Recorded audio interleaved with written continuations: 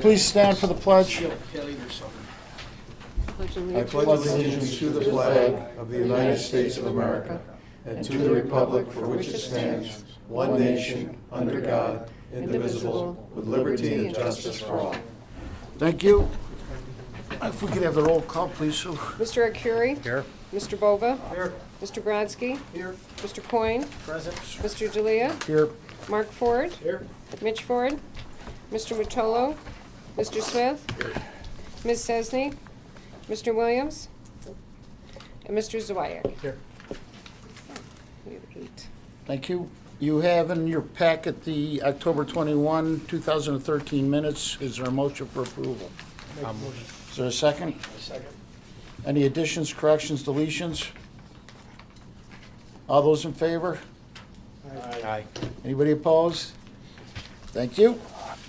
We have a resolution regarding hiring a rate consultant for annual water rate certification, which came out of the Finance Committee.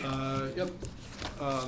Every year, we required under our state statute that created us to hire an outside rate consultant to look at the proposed budget and our revenue estimates, and that's to make sure, as a guarantee, not only to our customers, but also to our bondholders, that we are properly accounting for our budget and our rate proposal for the year, and that we will have not only adequate revenues to meet our budget, but also a number of financial tests that the consultant runs to make sure that we have proper debt coverage ratios that are also part of our bonding indentures.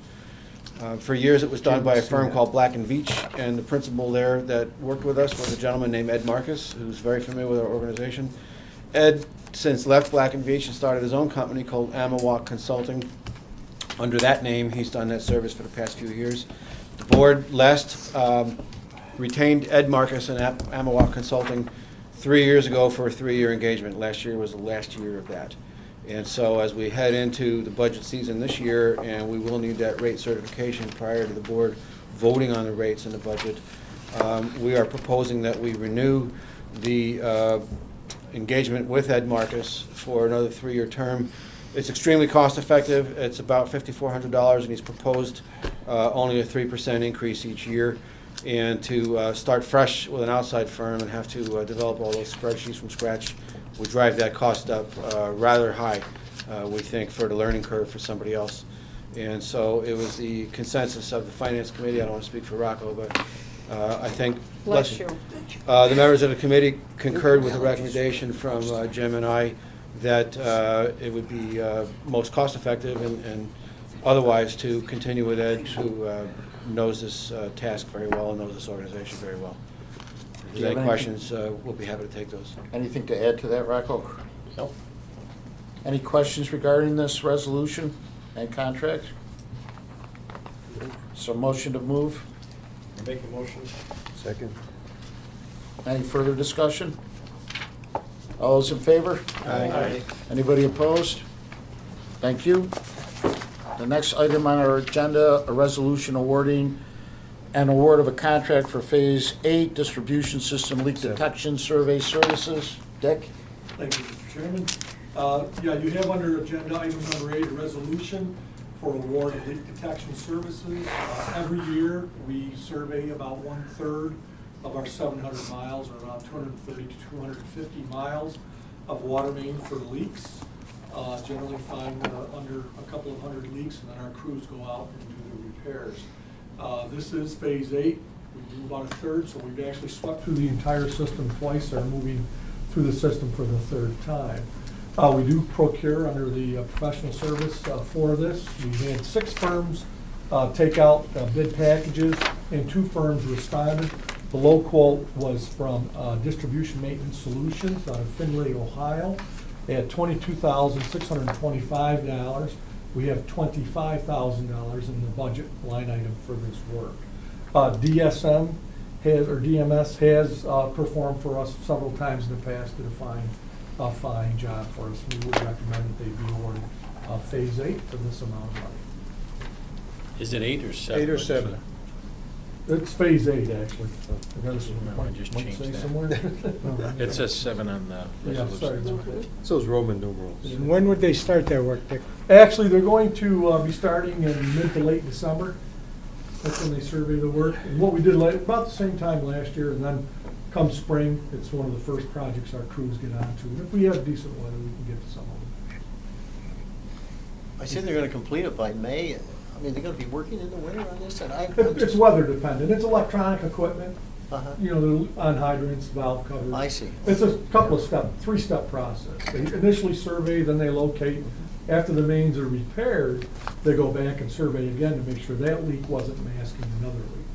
But what it gives us is a nice long list of projects for our 5 maintenance crews to work on as they can. Look, on that subject, when's the last time we walked the mains coming down from Hinckley? We actually have a all-terrain vehicle now, a Gator, that has tracks on it, and we're using that to do that. To come down? We When's the did last- Marcy, basically to Yorkville this year, and Marcy to Deerfield this year. The rest of most of it's mowed, but we've got a few spots we have to get up. and Yeah, because get. we used to do that at least twice a year. Yeah. And well, our mowers are out there all summer long, but some of these other spots were done separately. And we also have some leak monitors that we're gonna be placing on the main, so we're Very getting good. some right-of-way cleanup for that. And this is where in the budget, Dick? It's under the capital improvement plan, project number 9, under our Oh. cash capital reserve list. I'll move it. Is there a second? Any other questions for Dick regarding this? All those in favor? Aye. Anybody opposed? Thank you. The next item on our agenda, going into committee reports, the Finance Committee. Is there anything you'd like to add? Jim? We met, had a meeting Last last week. Items we went over was the consultant's RFP, or proposal, I should say, changing the fiscal year, which, I'm not sure if you want to mention anything about it. We're working on looking into potentially changing our fiscal year from a fiscal year to a calendar year. We said we were gonna check with the auditors, and then Right. also Right. with our bylaws, whatever, if we had to, if we could do that. right? I think we also agreed that if we decide to do that, we don't really need to start implementing something like that until about next September. And so what we would do for the time being is develop a 12-month budget right now. And then if we wanted to preempt that budget before the end of it, we could then come up with a new 12-month budget that we would then adopt for January 1. So we have at this point about 8 or 9 months to consider the whole topic. Right. And finally, we just went over, as you can see in your financial report, we're continuing to have reduction in consumption, and we looked at some savings of areas, so we presented that. And cash flow, we're doing relatively well. Revenues were still down about $300,000, so that hasn't changed since the previous month. So we'll continue to monitor that and report on it.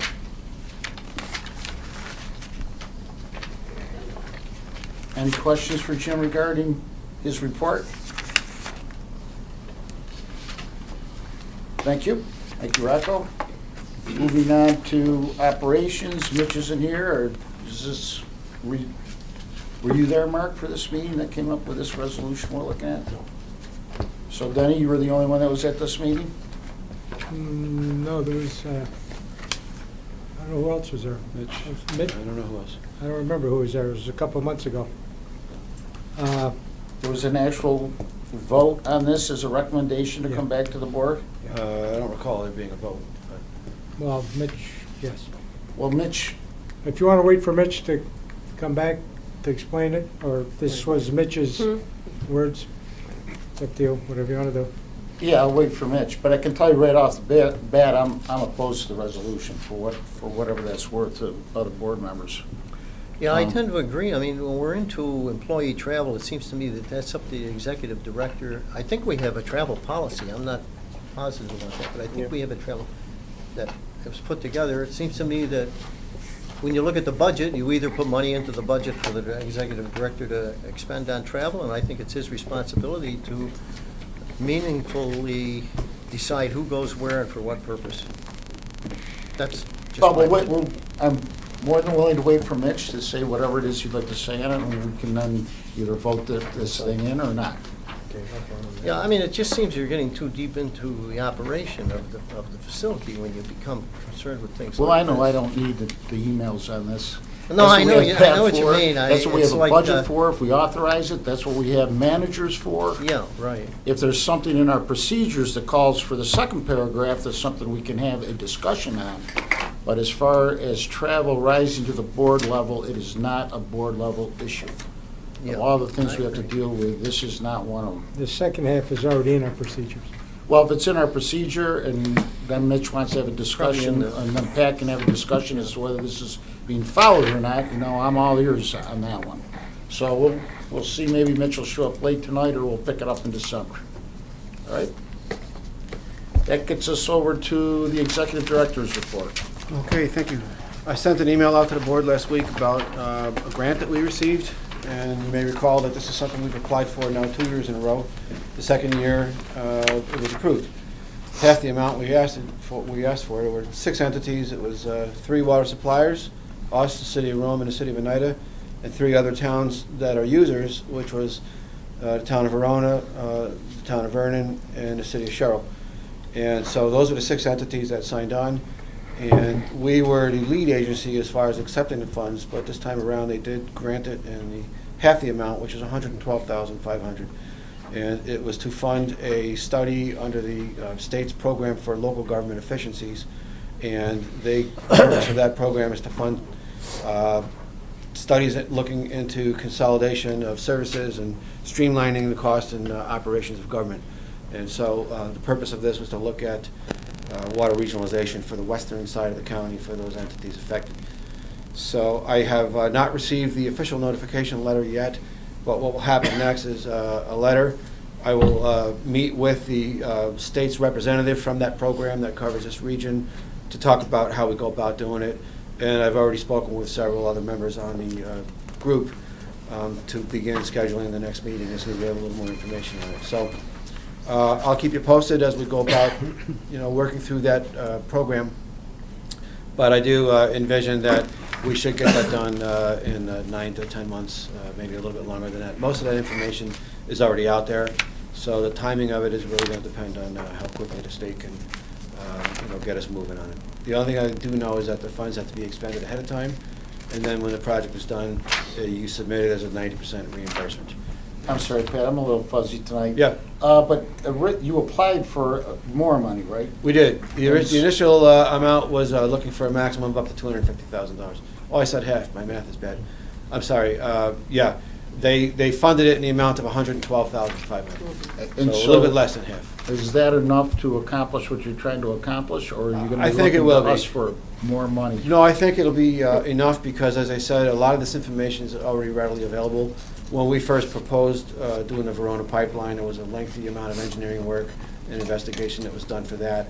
The city of Oneida, a while back, retained an engineering firm to do a complete study on their system, so they already are aware of all their deficiencies and what the projected cost would be to rebuild their system and improve the capacity, et cetera. So I think it's really a matter of pulling together several studies, updating them, and then looking at various combinations of resources to see what might work best. But I think this cost will cover it. And what is the desired end product? Well, I think that the target here is to determine what's the most efficient use of resources to provide water to the western side of the county for all those that need it to sustain economic development. And also, I think in some respect, it'll be used to answer questions that may come up through DEC permitting processes, particularly if, say, for example, an application is resubmitted to supply Verona. A number of questions will come up, and I think that the study will go a long way towards addressing those issues ahead of time. So it should hopefully create a smoother path for that. Next thing I wanted to mention is that the four-town permit is, everything is in. If there's questions on it, you can direct those to Dick, but they've had 90% of the information now for several months, and there were a few lingering items they were looking for, population projections and things like that, that went to them over the last 2 or 3 weeks. They do have that all. We have been told that there's probably a 90% chance or so that they're going to hold a public hearing on this permit. They've been getting some pressure from some folks that do that. But right now, we don't have any direct feedback as to what the general outcome is. Dick and I kind of agreed that we'd give it another week or so and then make a full-fledged inquiry as to what the status is and where they're at with their review process. What's the value of a public hearing on the? It's not us, No, I know, Yeah. it's the DEC, but I'm saying, what's the value of a public hearing on a place where you're looking for facts? To comply with their laws, I suppose. I mean, they've determined this is a major decision rather than a minor, only because of the geographic area. Footprint, square miles wise, it constitutes a greater than 50% increase in our service territory, even though by population figures, it's nowhere near a 50% increase, nor existing infrastructure is at a 50% increase. But by purely square miles, they've deemed it's a major decision, and so that right off the bat throws it into a different category of questioning and hearing process and everything else. And remind us how many gallons a day that they need this public hearing for? Well, some of the projects that are waiting, I think we looked at, Kirkland's looking for 30,000 gallons a day. Schuyler needs maybe 45,000 gallons a day. And, generally de minimis. So it's fair to say 100,000, if that? Well, yes, it's fair for immediate needs, but as a blanket approval for the remainder of these towns, it does open the door for our original purpose, which is to let the town governments create water districts at their own planning speed without having to go to DEC and getting separate water supply permits. So in theory, we're really asking for permission to provide water to all of the remaining areas of these towns. And what the total volume of that could be over the years is unknown right now. So that's really, they're looking at the long-term approach, which is why they want population projections and estimated usage over the next, 40, 50-year horizon, et cetera. Right now, we can't think of a reason in the world why this permit should be denied. We do know that DEC has had some fairly substantial staffing cuts over the last year and a half, and things across all levels seem to be moving a little bit more slowly than they did in the past. But we're confident we'll get through this process, and as I said, Dick and I are going to give it another week or so, and then start making more aggressive inquiries as to what we think their timetable is going to be. Dick, did I miss anything on that? No, that's good. If they have a public hearing, when would that be scheduled? We don't know yet, but I would imagine sometime in the next 30 to 45 days if they're at that point in their review Is process. there a requirement under the law that they have it within a certain amount of time from the completion of our application? I believe there is. I couldn't tell you. It's 30 or 45 days. Yeah. Well, let's get that number because Yeah. we're past the point of absurdity on this review process. And if they want to go by the letter, we will too. We have to unleash the lawyers again. I have no problem doing that. We'll beat them before, we'll beat them again. Mhm. Right. Well, we'll find that out in the next week or so. Probably before the end of the week, I would think. I have two other items. One of them probably is more appropriate for executive session to do with labor relations. The other one, however, I just wanted to bring up, it's sort of old business and new business. As you may know, we were informed by our esteemed attorney, Mr. Earl, that he is going to be disengaging with his services from the Water Authority toward year end. And so we are going to have a need for general counsel services for the Water Authority. We put together a brief RFP that was advertised both in the newspaper and with the United County Bar Association, and we received one proposal. That proposal has been vetted by the executive committee of the board, our chair, our vice chair, and treasurer, and that proposal came from the firm of Felt Evans Law Firm, which is the firm that Ted is with. Essentially, the proposal is proposing to shift the main duties from Ted to Ken Barbaro at their firm, who would then be the person attending our meetings. And they've also proposed a rate schedule for others that may or may not be included, depending on our needs. But it would also include another attorney, Tony Mohawk. It may include Ted on miscellaneous things in his spare time if necessary, and also a younger associate, Justin Nackley. But the rates proposed for general counsel and partners is $145 an hour, associates $125 an hour, and paralegals $75 an hour. That is certainly within the going rate and probably at the low end of the scale, frankly, for this region for attorney services. But the advantage, I think, is that an awful lot of our records and history are over there, and some of the people I just mentioned have been involved from time to time with various issues. In fact, Ken Barbara's handling something for me right now. So there are some good reasons to continue that relationship with the firm, not specifically with Ted, but I don't want to speak for the executive committee, but I think that you folks agreed with that. I'd also like to point out the RFP went through the executive committee as well. Yes. When Pat said we put it together, it wasn't Right. Pat and Ted. Yeah, I didn't mean that. It was Thank you. us internally that Yeah. did that. It was reviewed by the officers of the board. And that did cover a number of areas, including how much we've paid in the past traditionally and a number of things. Right. And how long was that out there before, Pat? I can't remember. So when we first advertised that, in September? Late Yeah, that September, I was think? about- Yeah, that's right. I thought Yeah, it was- and then again in October with the Bar Association in mid-October with the Bar Association. So our recommendation would be to affirm this. Oh, I would highly recommend the cost.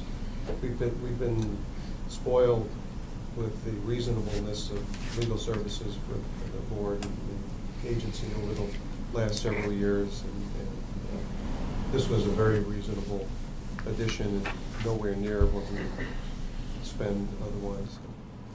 I think just institutional memory alone provides real value right now. No one else wanted to do it. Maybe because the rate is so, I mean, it's, Should have raised the rate. The board has to, whenever we hire, under our procurement policy, by the way, I should point out that when we procure legal services, there is no dollar threshold, it's automatically thrown to the board. Yeah, professional services up to $5,000. Decision. No, we're not Not letting illegal, him do this. illegal stuff. I thought it was Ellis. No, the board's That's all when policy you on give me that procurement. authority. Well, maybe that was the old days. The last revision of procurement policy set by this board is that retaining legal services goes to the full board. Yeah, all right, sounds reasonable. Unless there's other questions, would someone care to make a motion? I'll move it. I'll move it. A second. Second. Any further discussion regarding this? All those in favor? Aye.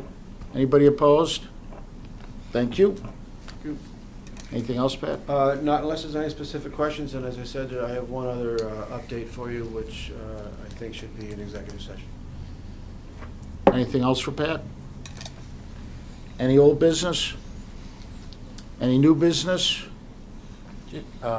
This might come under old.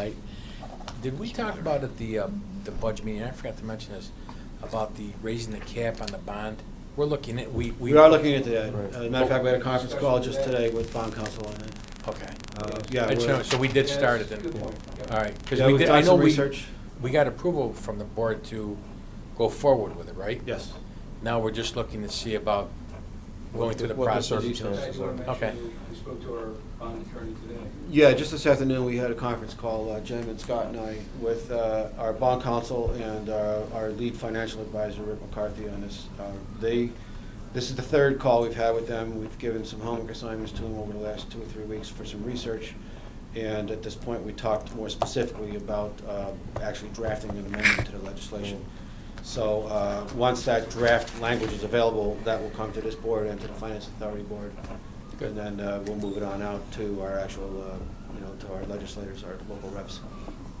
We got it in motion. That's good. Yeah, oh yeah. Good. Anything else? Nope.